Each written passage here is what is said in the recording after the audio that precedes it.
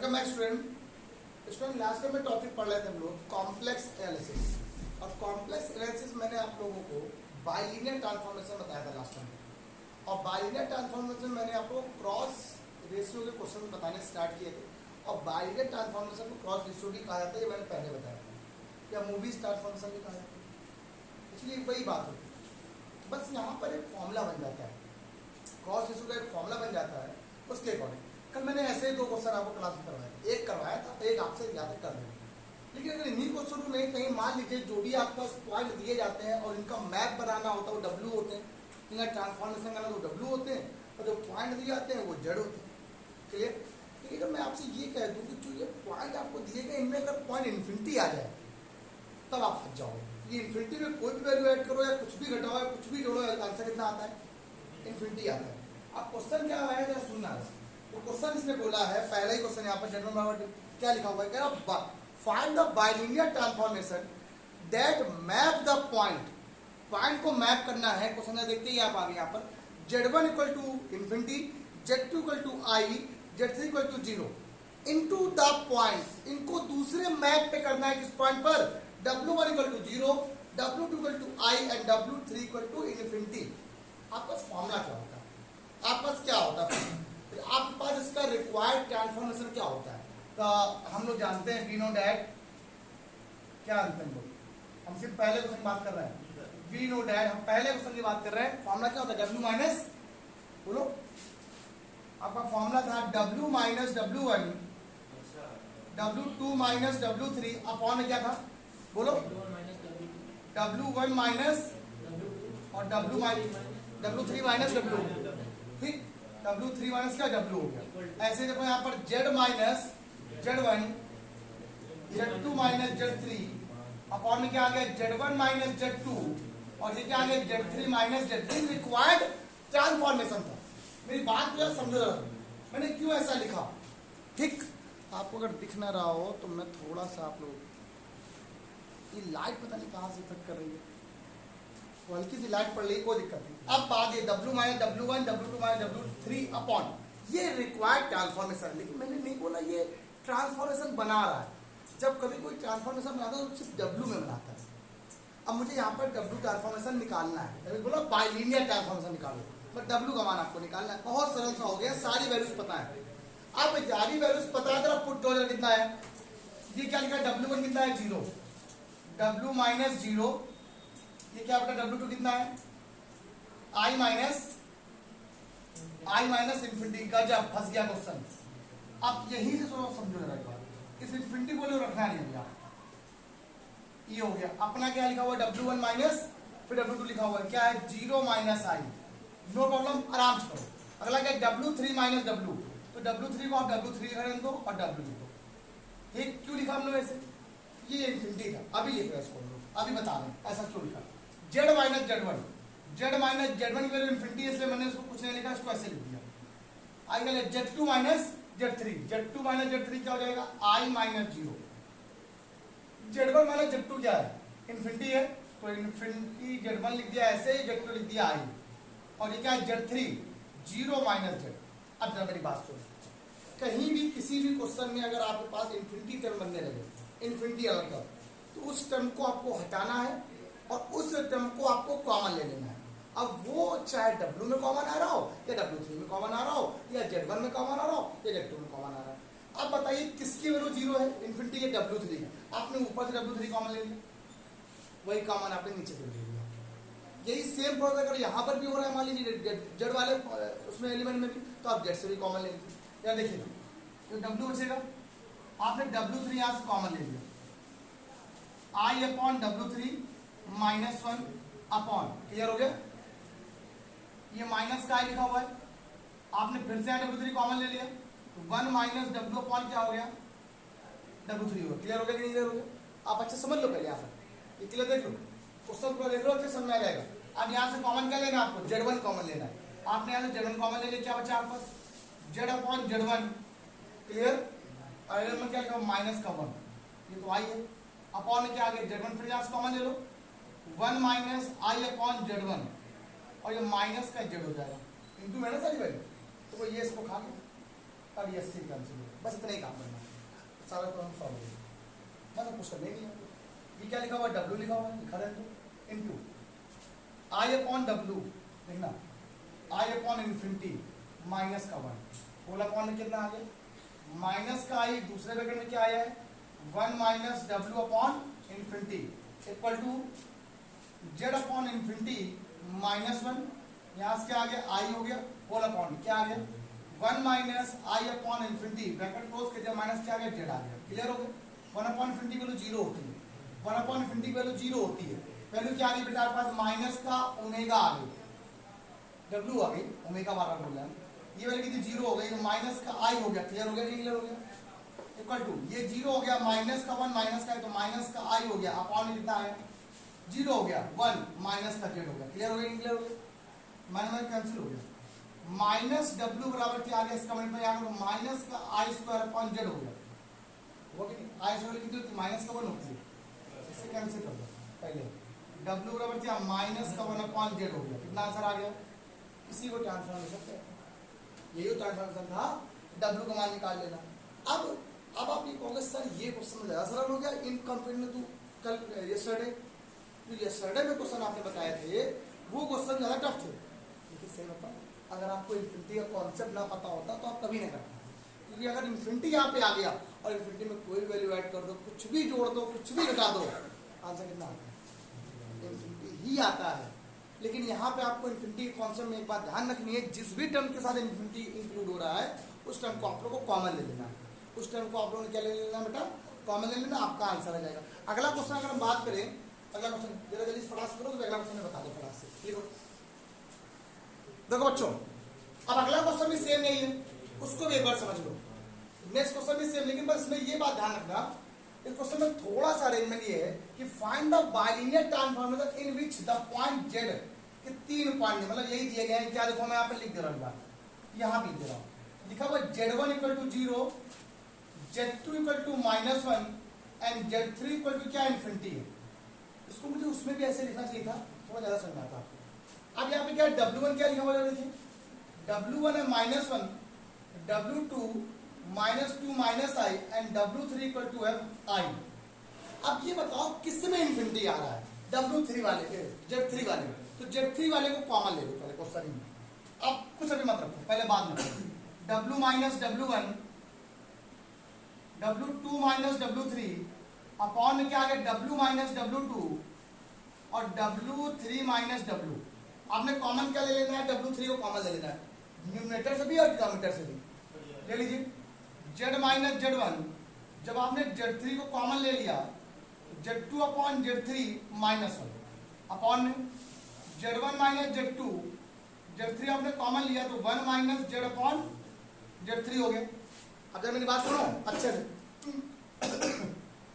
z3 cancel हो गया, अब सारी वैल्यू पुट करो, w तो एज ट्रांसफॉर्मेशन है, w1 क्या गिवन है माइनस का 1 तो प्लस का 1 हो गया, ब्रैकेट क्लोज, w2 क्या गिवन है -2 -i और w3 क्या गिवन है i, w3 को i गिवन है कि नहीं गिवन, तो -i हो गया, अपॉन में w1 माइनस w2, w1 है -1 माइनस का w2 ये क्या है माइनस हो गया प्लस का 2 प्लस i ब्रैकेट क्लोज कर दिया। क्लियर। अदर ब्रैकेट क्या w3 है i और w है इक्वल टू क्या देखिए z कितना है, z तो ऐसे ही, z1 बेटा क्या है 0, जब इसे पुट किया इन्फिनिटी तो 1/∞ 0 होता है, तो आ गया माइनस का 1 अपॉन में क्या आ गया z1 क्या है 0, z2 क्या है -1 तो प्लस का 1 हो गया, यहाँ पुट करो कितना आएगा 1 माइनस का 0 हो जाएगा। क्लियर हो गया, बात समझ में आ गई आपको। ये क्या लिखा बेटा देखो w प्लस 1 और ये क्या लिखा है देखिए बेटा आपके पास, ये क्या है -2 माइनस का 2i होल अपॉन, क्या लिखा हुआ है देखो, ये क्या लिखा हुआ है देखिए 1 प्लस i हो गया, कितना हो गया, और यहाँ कितना आ गया i minus w equal to, ये क्या बचा देखो आपके पास माइनस का z होल अपॉन में क्या बचा देखो आपके पास 1। क्लियर हो गया।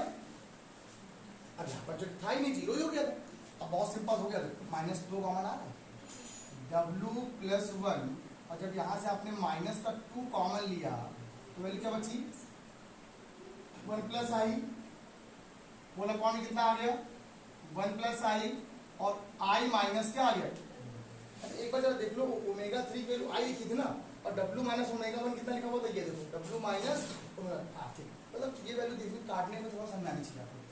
इक्वल टू यहाँ कितना आ गया बेटा माइनस का जेड हो गया। आप जरा देखो एक बार तो ये टर्म तो पूरा कैंसिल ही हो गया कैंसिल हुआ। ये माइनस का 2 था इसको इधर अपॉन में गया फालतू माइनस का लिखा रहेगा W plus 1 upon I minus W हो गया बराबर क्या माइनस का जेड अपॉन माइनस 2 कैंसिल हो गया जेड अपॉन 2 आ गया। हमें सिर्फ और सिर्फ डब्ल्यू की वैल्यू निकालनी है। किसकी वैल्यू निकालनी है मुझे कोई मतलब नहीं इसका क्या आता है क्या नहीं आता है। अब इस डब्ल्यू को निकालने के लिए आप चाहो तो इसके कॉन्जुगेट जैसे क्रॉस मल्टीप्लाई करा दो जैसे डब्ल्यू निकल आएगा या इसका कंपोनेंट डिविडेंड रूल लगा दो सी अपॉन डी रूल लगा दो क्या आ गया देखो W plus 1 plus i minus W whole upon W plus 1 minus i plus W कोई दिक्कत तो नहीं Z plus 2 upon Z minus 2 देखिए डब्ल्यू डब्ल्यू कैंसिल हो गया ये आ गया 1 प्लस आई अपॉन में कितना आ गया देखो ये हो गया 2 ओमेगा या 2 डब्ल्यू plus 1 minus i equal to यहाँ कितना आ गया जेड प्लस 2 अपॉन में आ गया जेड माइनस 2 इसको डाल लिया उसको डाल लिया यहाँ से अपने आराम से निकालना है। ये वैल्यू कितनी आ गई 1 प्लस आई के साथ इंटू में आ गया है z minus 2 upon Z plus 2 equal to यहाँ कितना आ गया 2 ओमेगा प्लस 1 माइनस आई आपको ओमेगा चाहिए इसको डाल लिया फिर से 2 डब्ल्यू इक्वल टू बार बार ओमेगा बार बार बोलना हो 1 plus i Z minus 2 upon Z plus 2 उठा के इधर माइनस का 1 प्लस का आई ये हो गया। अब आप इसको चाहो तो आगे सॉल्व करो ना चाहो तो मत सॉल्व करो। ए पहले मेरी बात सुनो सुनिए यहाँ से क्वेश्चन देखिए क्या W plus 1 upon I minus W plus 1 upon क्या है आई क्वेश्चन को सही था कि नहीं था डब्ल्यू प्लस 1 अपॉन कोई बात नहीं बिल्कुल सही है सॉल्व पूरा करना पड़ेगा इसको आपको W plus 1 upon I minus W plus 1 होगा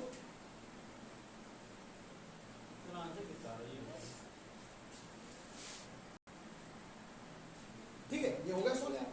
अब इसको आप अरेंज करो ऐसे करो अब तुम्हारा काम है कि इसमें मल्टीप्लाई कराना है कि नहीं कराना है ये तुम्हारा हम तो कहते हैं यहीं तक आंसर सही क्या दिक्कत हमें सिर्फ डब्ल्यू निकालना था 2 से डिवाइड कर देना आपका आंसर हो जाए। मेन कॉन्सेप्ट था कि आपको डब्ल्यू निकालना है अब डब्ल्यू कितना आया क्या आया मुझे कोई मतलब नहीं ठीक क्लियर हो गया। अब मैं आपको इसके बाद आगे स्टार्ट करूंगा अगला पॉइंट बताने जा रहा हूँ फिक्स पॉइंट इनवेरिएंट पॉइंट क्या होता है उसको भी लिखवा दूं खत्म हो जाएगा टॉपिक यहाँ पे जल्दी करो फ्रांस। हाँ बच्चों देखिए जरा क्रॉस रेशियो के बाद एक छोटा सा एक आर्टिकल है बाइलिनियर ट्रांसफॉर्मेशन में ही होता है ये कोई बाइलिनियर ट्रांसफॉर्मेशन है तो उसका फिक्स पॉइंट निकालिए क्या होगा। एक बाइलिनियर ट्रांसफॉर्मेशन है तो उसका फिक्स पॉइंट या इनवेरिएंट पॉइंट क्या होगा वो बताना है। बहुत सिंपल एक बताते हैं जो डेफिनेशन लिखी है इससे थोड़ी बातें कम समझ में आएंगी।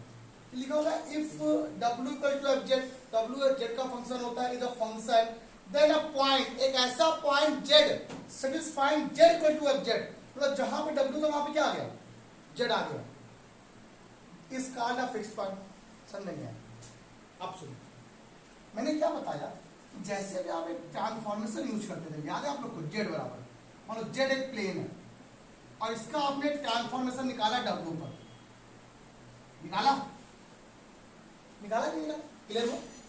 अगर इस पर ट्रांसफॉर्मेशन जब यूज करते तो कोई ना कोई यहां पर होता था डब्ल्यू बराबर एफ जेड ठीक ट्रांसफॉर्मेशन निकल रहा है यहां से। अच्छा मैं आपसे ये कह रहा हूं अगर मान लीजिए कि जेड एक प्लेन में पॉइंट आपके पास है 4,5 डन और जब हमने इसको सॉल्व किया डब्ल्यू प्लेन पे गए तो वहां पर भी पॉइंट क्या आ गया 4,5 क्या कोई चेंज हुआ तो जो जेड यहां पे था वही जेड यहां पे हो गया दैट्स मीन ये डब्ल्यू बराबर क्या आ गया जेड आ गया क्या आ गया इसी को क्या बोलते हैं फिक्स पॉइंट या इनवेरिएंट पॉइंट कहते हैं। इन्हीं पॉइंट क्या बोलते हैं फिक्स पॉइंट या इनवेरिएंट पॉइंट कहते हैं। मतलब है कि जो भी आपको क्वेश्चन लिखा जाए आप क्वेश्चन देखो और समझ में आएगा। डब्ल्यू बराबर एक क्वेश्चन आपको दिया गया है मैं 2 क्वेश्चन लिख रहा हूं दोनों क्वेश्चन सबसे ज्यादा बार एग्जाम में पूछेगा क्वेश्चन में से कितनी बार मैं अगर एक बार कह दूं तो ये इस क्वेश्चन की बेइज्जती हो जाएगी इसलिए मैं कह रहा हूं ये क्वेश्चन पैसा वसूल वाला एक ये क्वेश्चन हो गया एक क्वेश्चन और ले लो डब्ल्यू बराबर क्या लिखा हुआ है z minus 1 upon Z plus 1 मतलब आपको जेड की वैल्यू निकालनी है अब कह रहा है find the fix point of given bilinear transformation. Bilinear transformation का आपको फिक्स पॉइंट निकालना है। तो फॉर फिक्स पॉइंट के लिए जेड क्या होता है, बराबर होता है डब्ल्यू। तो फॉर फिक्स पॉइंट में जेड डब्ल्यू बराबर क्या, जेड आ गया, जेड अपॉन क्या आ गया, Z minus two upon Z से कैंसिल हो गया, वन बराबर वन अपॉन ये क्या आ गया, Z minus two equal to one. तो जेड के लिए कितनी आ गई, वन प्लस टू, जेड के लिए क्या आ गई, ये पास। तो फिक्स पॉइंट कितने यहाँ पर, एक फिक्स पॉइंट। कितना फिक्स पॉइंट है, अच्छा।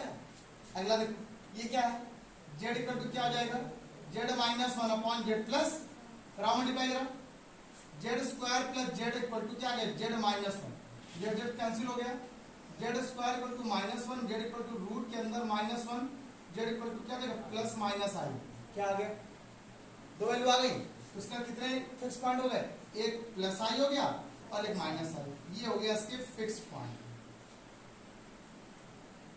और देखना चाहोगे क्वेश्चन, रुक जाओ। अगर यही क्वेश्चन को बदल दूं, क्वेश्चन को सेम यही बुक में लिखा हुआ है, Z upon two minus Z लिखा हुआ है, नहीं निकाल पाओगे, निकाल लोगे ना। एक क्वेश्चन और लिख दो, थर्ड नंबर क्वेश्चन अच्छा लिखा हुआ, मुझे तो ये बहुत अच्छा लग रहा है। डब्ल्यू का क्या लिखा हुआ है, two plus i Z minus two upon Z plus i ये लिखा हुआ है। चाहे जेड प्लस आई लिखा हो, चाहे कैसा भी कोई टर्म लिखा हो, तुम्हें इससे कोई लेना देना नहीं, तुम्हें सिर्फ क्वेश्चन निकालना है।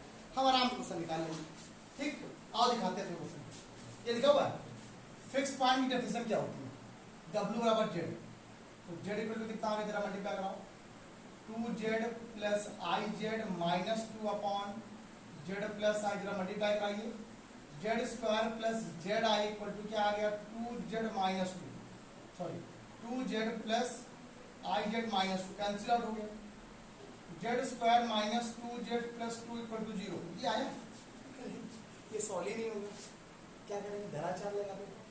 जेड बराबर फॉर्मूला क्या होता है, माइनस बी, तो प्लस का बी प्लस माइनस रूट के अंदर बी स्क्वायर मतलब four minus B square minus four A C, four into A into C, बोला अपॉन कितना आ गया, टू आ गया। जेड की वैल्यू बताइए, टू प्लस माइनस रूट के अंदर फोर टू जाए एट, माइनस का फोर बचेगा, अपॉन में क्या टू आ गया, तेरा फोर यहाँ से वैल्यू जब बाहर आएगी दो आएगी, देखो two plus minus two root के अंदर माइनस में, तो आया कि नहीं आया, बच्चे अरे यार छोटे बच्चे थोड़ी ना हो, अब तो आ जाए, दो दो कॉमन कैंसिल कर दिया, क्या बचा, वन प्लस माइनस आई आया कि नहीं आया, this is the fix point. है सर, कितने फिक्स पॉइंट यहाँ पर, तीन फिक्स पॉइंट है भैया। फिक्स पॉइंट का कॉन्सेप्ट भी यहाँ से फिनिश हो गया, ये दो फिक्स पॉइंट भी यहाँ से खत्म हो गई। एक होता है नॉर्मल फॉर्म, उस नॉर्मल फॉर्म को लिख लो पहले, आज की क्लास में आपको लिखवा देते हैं नॉर्मल फॉर्म क्या होता है, डेफिनेशन लिखवा देते हैं। अगर एक फिक्स पॉइंट है तो नॉर्मल फॉर्म की इक्वेशन क्या बनेगी, दो फिक्स पॉइंट है तो नॉर्मल फॉर्म की इक्वेशन क्या बनेगी, ठीक। चलिए अब एक छोटा सा एक हल्का सा एक आर्टिकल बचा हुआ है, क्या होता है normal form of a binary transformation. इसको देख लो कि अभी जो फिक्स पॉइंट होता है ऐसे ही आता है कि मान लीजिए किसी भी क्या लिखा हुआ है, every binary transformation with two fix point. बेटा तो सुनो पहले, अगर कोई एक बाइनरी है जिसमें दो फिक्स पॉइंट होते हैं तो वो इस फॉर्म में होता है, इस फॉर्म क्या बोलते हैं, नॉर्मल फॉर्म कहते हैं। W minus alpha upon W minus beta equal to K, Z minus alpha upon Z minus beta, where यहाँ पे के कोई इंटीजर कुछ भी वैल्यू सकती है, कोई वैल्यू है। अगर मान लीजिए एक आपके पास एक ही पॉइंट हो, फिक्स पॉइंट क्या हो, सिर्फ एक फिक्स पॉइंट हो, तो उसके लिए जो नॉर्मल फॉर्म की इक्वेशन होगी वो क्या होगी, one upon W minus alpha equal to one upon Z minus alpha plus K. अब यहाँ पर दो वर्ड पूछता है, एक चीज होता है कि अगर मान लीजिए ये है तो वो फंक्शन कैसा होगा, हाइपरबोलिक होगा, इलिप्ट होगा कि इलिप्टिकल होगा कि पैराबोलिक होगा, वो सबसे सिंपल सा बताते हैं। अगर किसी भी बाइलिनियर ट्रांसफॉर्मेशन में एक पॉइंट आ रहा है, कितने पॉइंट आ रहे हैं, सिर्फ वन पॉइंट आ रहा है, तो ये कैसा है, ये नॉर्मल फॉर्म कैसा बनाएगा, ये पैराबोलिक बनाएगा, ठीक। अगर एक फिक्स पॉइंट है तो उसको पैराबोलिक बोलते हैं, और जहां पर दो फिक्स पॉइंट होंगे वहां पे दो वैल्यू निकलेंगी, वो डिपेंड करेंगे के पर। सबसे पहली इफ के की वैल्यू क्या हो जाए, लेस देन जीरो हो जाए, कैसे जाए, सॉरी ग्रेटर देन जीरो। अगर वैल्यू ग्रेटर देन जीरो हो जाए तो सिर्फ इसी का बोलते हाइपरबोला, हाइपरबोलिक क्या बोलेंगे इसे हम लोग बेटा, हाइपरबोलिक कहेंगे। और अगर k की वैल्यू e की पावर i थीटा के बराबर हो जाए, क्या लिखा हो, e की पावर i थीटा या e की पावर i अल्फा हो सकता है, ठीक, तो इससे क्या बोलेंगे, इलिप्टिकल कहेंगे, इलिप्टिक, क्या बोलेंगे इसे हम लोग बेटा, इलिप्टिक फंक्शन कहेंगे। ये इलिप्टिक इसका फंक्शन बनेगा। सिंपल है, पर यार ये क्वेश्चन बहुत रियल पूछ जाता है, लेकिन फिर भी मुझे इसके एक दो क्वेश्चन बताना। आपसे क्या कहा कि मान लो कोई एक बाइलिनियर ट्रांसफॉर्मेशन था, यही क्वेश्चन लिखा हुआ है, W2 बराबर ये find fix point and convert into normal form. अब जब इसको आपने सॉल्व किया तो इसके फिक्स पॉइंट नहीं निकले, एक फिक्स पॉइंट निकला था ना आपके पास का, तो इसने जब इसका मान निकाला तो जेड का मान कितना निकला आपको बताओ जरा, तो -2 और ये 3 एक आया ना फिक्स पॉइंट। जब एक फिक्स पॉइंट होता है तो नॉर्मल फॉर्म की क्वेश्चन क्या होती है, ये होती है। अब इसको इस फॉर्म में कन्वर्ट करना पड़ेगा। ये क्वेश्चन को आपको नेक्स्ट में बताएंगे क्वेश्चन कैसे किया था। तो ये बहुत बड़े क्वेश्चन हो जाते हैं सॉल्व करने में, होता जरूर है बड़ा छोटा सा, ये बहुत बड़े हो जाते हैं, तो कठिन नहीं है। कल इसके बारे में आराम से बताऊंगा, आराम से कराऊंगा, परेशान ना होना, क्लास कराऊंगा, खत्म हो जाएगा। इसके बाद नया चैप्टर स्टार्ट करेंगे, कॉम्प्लेक्स इंटीग्रेशन, ठीक, 2-3 चैप्टर बाकी हैं, खत्म हो जाएगा आपका। चलिए आज के इतना ही, बाय बाय क्लास।